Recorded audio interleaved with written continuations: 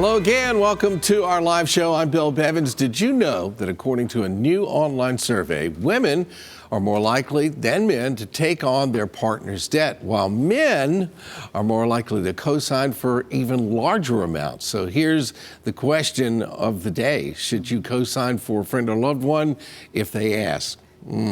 Top Richmond money expert J.B. Bryan is here with some answers. I bet I know the answer before we even start. Look, the answer is yes, if you're the one that needs the cosigner, right? But for when we're thinking about what's best for your financial health, you have to be extremely careful when you cosign. All right, so you started this out by telling us that men are willing to take on more debt. Interesting, isn't it? And the numbers really aren't, like, women are slightly over 50% more likely to take on debt. But, I mean, really 52 versus 48. Oh, okay, I it's mean, close. they're pretty Pretty much very the same. close. And what is surprising, though, the debt that men are taking on is about twice as much. So it's dramatically higher when a man does cosign. According to the study, they are co-signing for a lot more debt. I'm a macho man. I can handle this. Yes, I'll save the day. And so they have to be really careful there. I'm glad that you asked about that point, because sometimes you'll say more than what the headline can say, more women do more. But when you're looking at 48 versus 52% and 50% more, that's a challenge. All right, so people are doing this, and if you get all the information in, I'm thinking maybe they wouldn't do it if they really understood what's going on. Because the details, you know, they say the devil is in the details. When you co-sign, many people don't realize that they are giving away their financial empowerment. You are actually taking away opportunities for you to acquire things possibly down the road. You could be ruining your credit a lot more than you could possibly help it. And you have to become very tight on how you manage your finances and how you manage the person you co-sign for.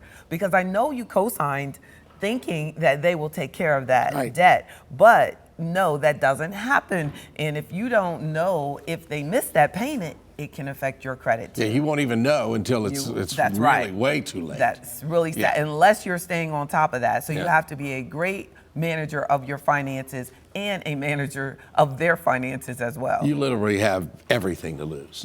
You do. Yeah. You have everything to lose. And very little to to gain. You have opportunities that can be lost. If you allow co-signing to harm your credit, it could also impact your career opportunities. Yeah. So it might be a situation where now you can't get a loan, and you need somebody to co-sign for you if you could find that sucker. I mean, person. Yes, that's right. But check this out, Bill. If they do not pay that bill, who is the person that's most likely to get sued?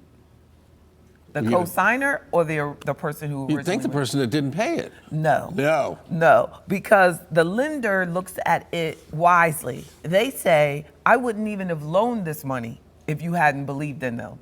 So since you believe in them so much, let's go. It is a high possibility that you will be sued also. And I've known people that's happened to. I'm talking about grandmothers getting sued for school loans. I think I told you this story once before. My uncle, when I wanted to buy my first car, I asked him to co-sign. He went, absolutely not. I love you to the end of the world, but I'll lend you a little money. That's right. But and no, my father said the same to me. They never were into co-signing. He said, you can do it. And I think that changed the trajectory of my financial life because he made me so independent. So does this ever make any sense to co-sign for something? Definitely. If you're both making an investment together, say a spouse, you're buying a home together, it makes sense to co-sign. Well, that's a partnership then at that point. You're a partnership, you're legally connected through marriage also, and you both have made a commitment to purchasing that investment. That makes sense. Even if a parent does decide that they want to co-sign for a child to purchase a car because they think they need the car, there's no other way for them to get the car to go to get the job and things like that. But there are alternatives, I should say, that you, instead of co-signing, you can help with a down payment so that they can get the payment down, the payment lower, so they can be approved by themselves. And that detaches you from the forever attached to that loan. You just help them with the down payment.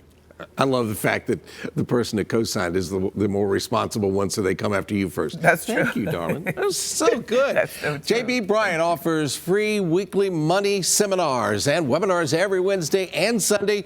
You'll find a link for more information at WTVR.com/VTM. There are two ways to benefit Masons. Sorry. We'll be back.